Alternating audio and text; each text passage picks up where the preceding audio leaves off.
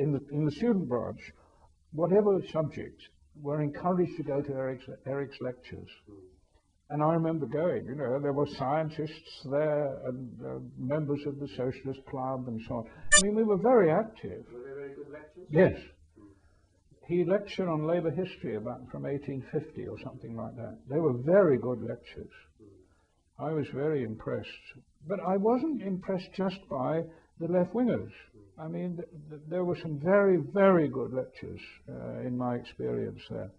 Here, in Arcanant, it was a different story in the sense that it was much smaller, and the lectures were more informal.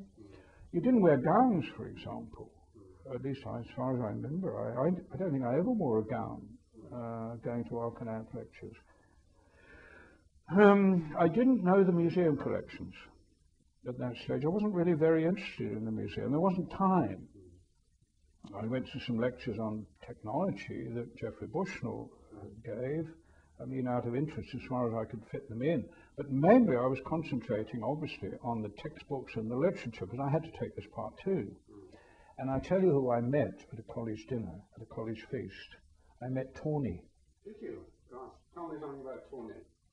Well, he was an honorary fellow, Yes. because LSE had been evacuated to Peterhouse in the war. And he was invited, of course, to this feast, which was for fellows and scholars. What I want to stress is that Peterhouse was liberal and open, and you met fellows. You know, David Knowles was a lovely man. Brogan was fascinating, fascinating. Would talk non-stop at you. I liked it very much, the intellectual atmosphere, and they put me next to Tawney. I'm sure that was deliberate. And Tawney said to me, "What are you reading, lad?" And I said, "I'm reading archaeology." He said, "Oh, I live in the Cotswolds." And he talked about Neolithic sites. Betty Heckler's Tump, something like that. I mean, I may have got the title wrong. And he knew quite a lot about archaeology.